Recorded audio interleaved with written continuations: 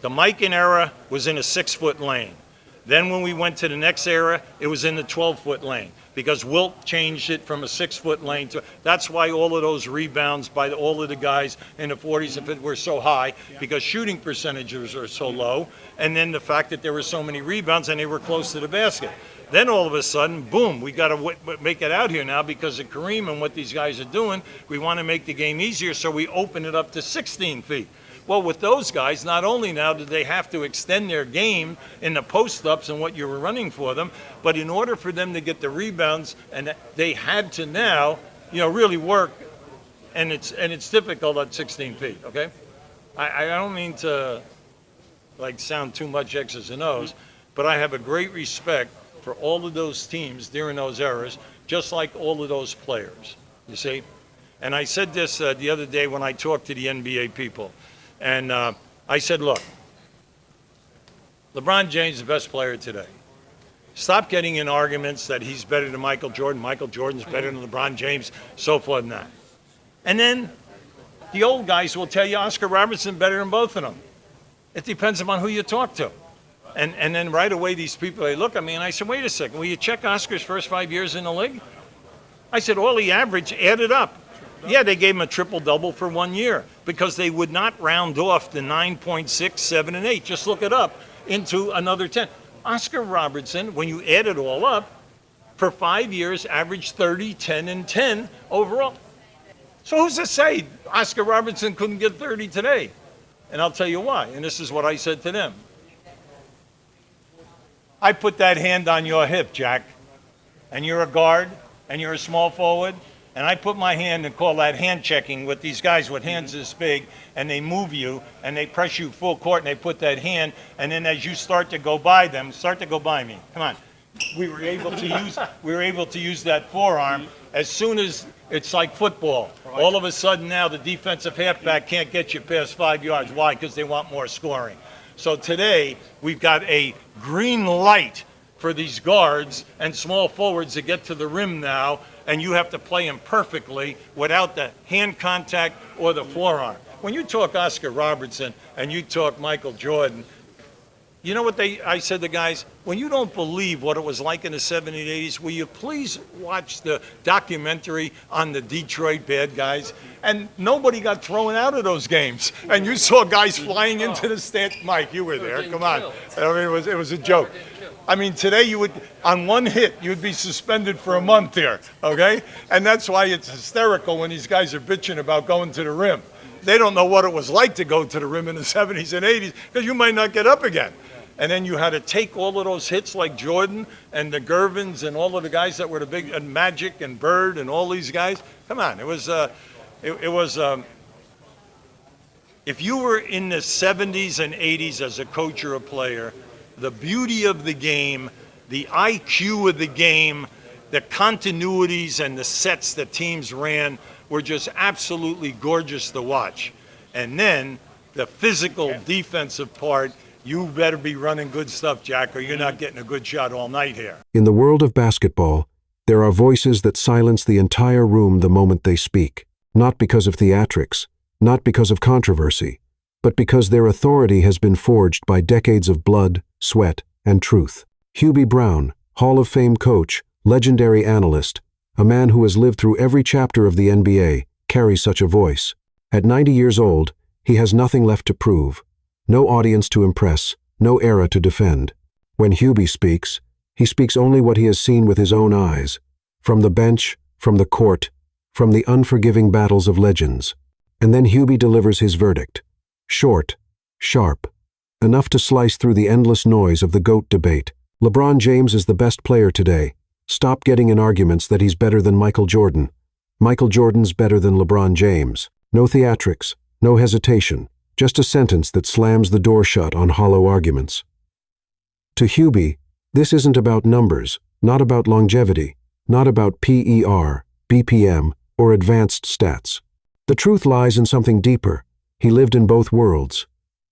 He knows what it was like to face Jordan, and he knows what today's stars are being protected from. Hubie explains. He paints a picture that younger fans simply cannot imagine how the NBA evolved, decade by decade. From the 6-foot lane of the early days to 12 feet when Wilt forced the league to adapt. Then Kareem and the giants of his era stretched it to 16 feet, making post-ups, rebounds, and spacing infinitely harder.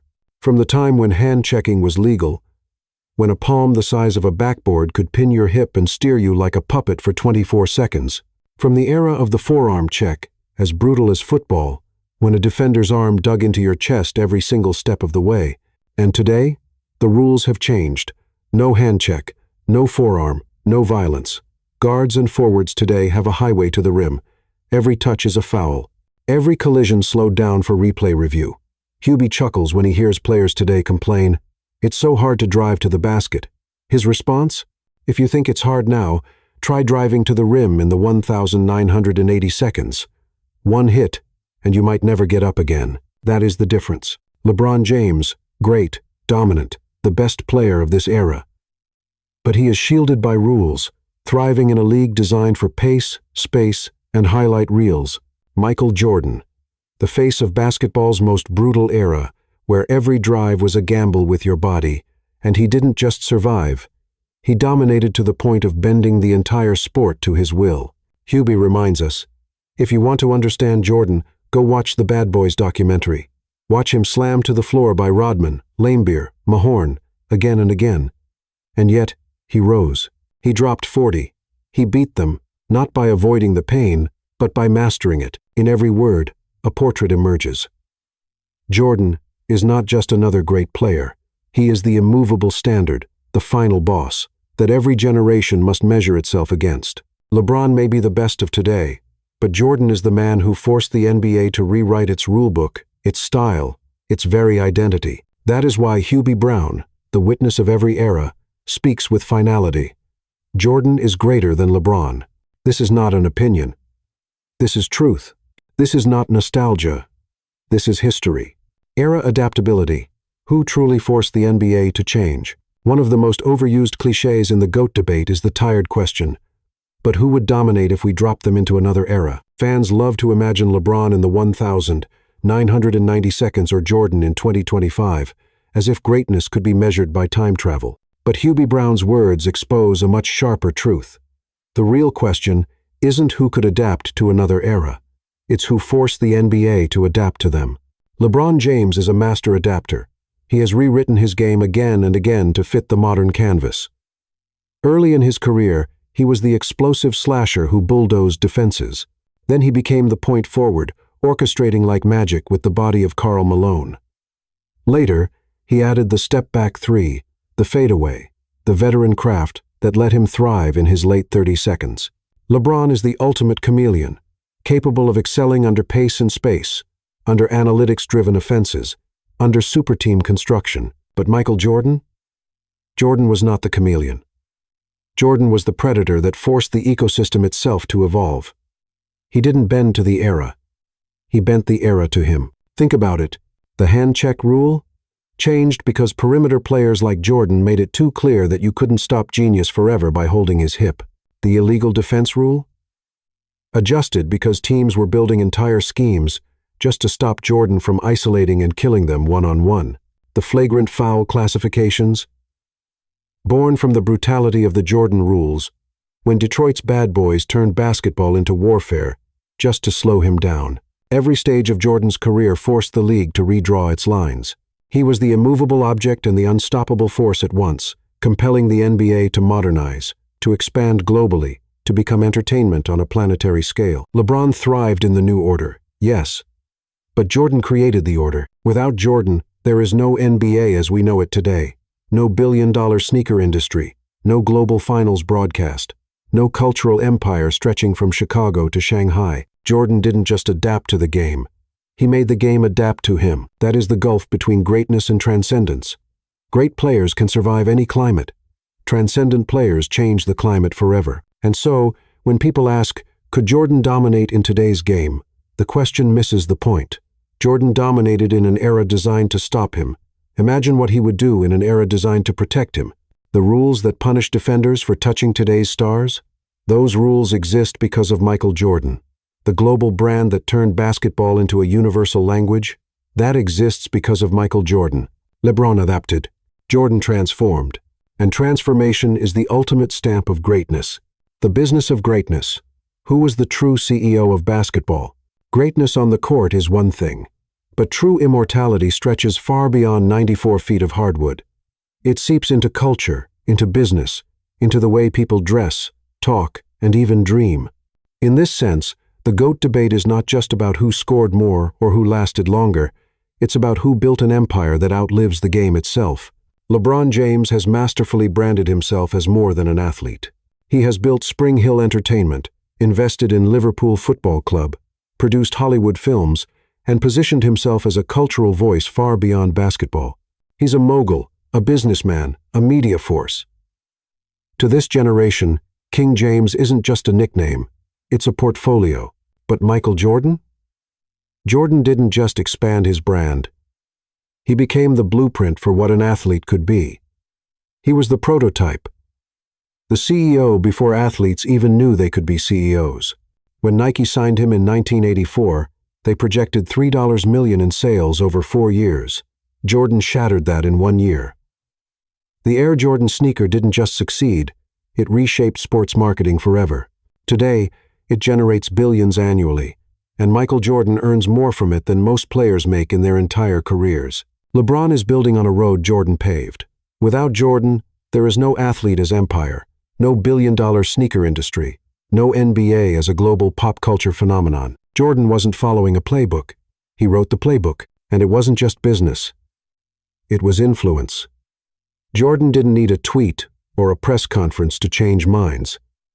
He walked into an arena, and the atmosphere changed. He wore his sneakers, and kids in Paris, Tokyo, and Sao Paulo copied his style. He made winning fashionable, made dominance marketable, made excellence itself a brand. LeBron has mastered the tools of his era: social media, production companies, brand partnerships. But Jordan created the concept that athletes could be brands in the first place. He turned himself into the most recognizable silhouette on earth, a Jumpman logo that has outlived entire generations of players. So, when we talk about the CEO of basketball, it's not even a debate. LeBron is the entrepreneur of his era. Jordan is the founder of the entire industry. And that difference is everything. One built on a foundation, the other laid the foundation. That's why when we talk about true greatness, we can't just talk about rings or stats. We must ask, who changed not just the scoreboard, but the culture? Who turned the game into an empire? Who made basketball not just a sport, but a global religion? The answer is Michael Jordan. Always Michael Jordan. The psychological impact. Greatness measured by the fear it creates. Numbers can tell you how many points a man scores. Trophies can tell you how many times he won. But true greatness is etched in something no statistic can measure: the psychological scar left on opponents. And in this realm, there has never been anyone like Michael Jordan. LeBron James is respected, even revered. When players lose to LeBron, they tip their hats and call him one of the greatest they've ever faced. But respect is not fear. Respect acknowledges skill. Fear paralyzes you before the ball is even tipped. Fear makes you alter your game, question yourself, feel the weight of inevitability before the first shot is taken. Jordan inspired fear. A visceral, unshakable, bone-deep fear. Ask Clyde Drexler, who was humiliated on the game's biggest stage in 1992 as Jordan rained threes in his face just to prove a point. Ask Charles Barkley, who said openly that he realized in the 1993 finals, "That was the first time I ever felt there was someone better than me." Ask Patrick Ewing, who saw his championship dreams crushed year after year by the same man. Ask Reggie Miller, who pushed Jordan to the brink and still watched him deliver dagger after dagger. LeBron's greatness elevates others. He looks to involve teammates, to build trust, to pull them up with him. Jordan's greatness crushed others. He looked you in the eyes and took away your belief. He didn't just want to beat you. He wanted you to know you couldn't beat him. That's the difference. LeBron's opponents lose games. Jordan's opponents lost hope, and that hopelessness left marks that lasted decades. To this day, Hall of Famers speak about Jordan not just as a competitor, but as the immovable wall that denied them their legacy. Barkley, Stockton, Malone, Ewing. Their greatness was real, but their rings never came because Jordan existed. He didn't just win championships. He erased other men's legacies. Fear is the highest form of dominance. You can't measure it in PER or win shares, but you can see it in the eyes of opponents, in the way entire teams buckled under Jordan's presence. That's why Stephen A. Smith said it best. Jordan wasn't out to beat you. He was out to annihilate you, to take your heart right out of your chest. LeBron never carried that aura. He carried brilliance, strength, longevity, but never that suffocating inevitability. True greatness is not just about how high you rise. It's about how deeply you make others sink. And in that measure, the measure of fear, Jordan stands alone. The aesthetic of dominance, victories as masterpieces. Not all wins are remembered. Some championships fade into the dusty archives of history, numbers etched in record books but forgotten by the heart. But Michael Jordan's victories, they live forever, not just as accomplishments, but as masterpieces of art. LeBron James dominates with function. He is a machine built for victory, a Swiss Army knife of basketball, capable of doing everything on the court. Points, rebounds, assists, defense. His greatness is functional, efficient, almost industrial. He overwhelms you with the sheer weight of numbers, the inevitability of production. But Jordan? Jordan's dominance was poetry in motion. Every game was a performance, every shot, a brushstroke, every dunk a declaration carved into eternity.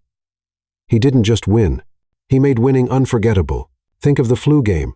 Jordan, drenched in sweat, body broken, somehow rising to deliver 38 points in an NBA Finals.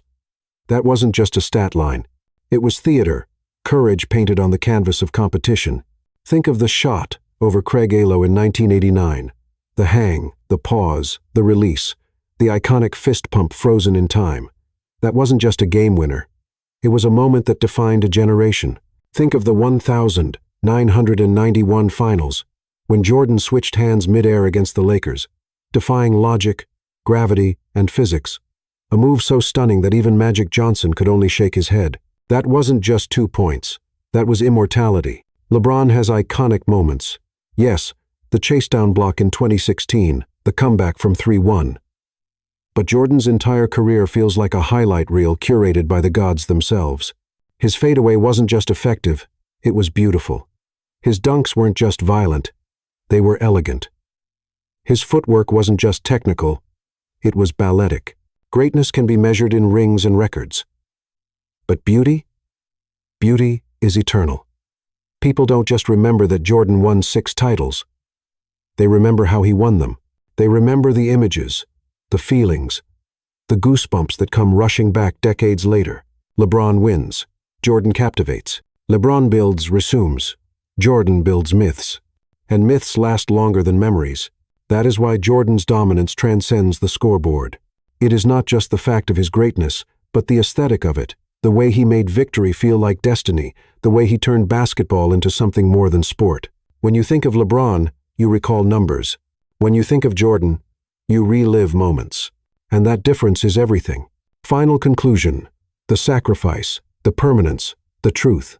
Greatness is not just about numbers, not just about trophies, not even about highlights. True greatness is a mosaic, built from sacrifice, from emotion, from scars, both physical and psychological, from the way it bends history itself. And when you weigh every piece of that mosaic, only one picture remains. Michael Jordan. He didn't take shortcuts. He didn't jump ship when the climb grew steep. For 7 long years, he carried the weight of failure on his back, crushed by the Pistons, tested by the Celtics, challenged by the league's toughest defenders. Others might have fled, searching for an easier path. Jordan stayed. He embraced the pain, the punishment, the doubt. And when he finally broke through, he didn't just win. He conquered. 6 trips to the finals, 6 championships, 6 finals MVPs, a perfect record forged not in comfort, but in sacrifice. LeBron's path was different. He adapted, he moved, he reinvented, and his greatness shines. But Jordan's path was forged in fire. His greatness was earned through scars. That sacrifice, staying when others would have left, gave his triumphs a permanence that cannot be erased. And permanence is the true measure of the GOAT. Records will fall. Longevity will always be surpassed. But myths? Myths never die. Jordan is not just a memory. He is a living standard, Kids who never saw him still wear his shoes, still mimic his moves, still whisper his name when the game is on the line. He doesn't just exist in history books. He exists in the imagination of every player who dreams of being more than human. LeBron is this era's greatest. Jordan is every era's truth. LeBron makes you respect him. Jordan makes you believe in him. LeBron writes numbers. Jordan writes myths. LeBron adapted to the game. Jordan made the game adapt to him.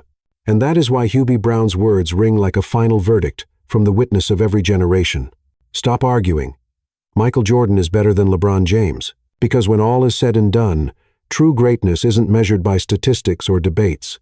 True greatness is measured by who endures, who defines, who becomes the eternal reference point for all who come after. And in that measure, the only one that truly matters, Michael Jordan doesn't just stand above LeBron. He stands above everyone, forever.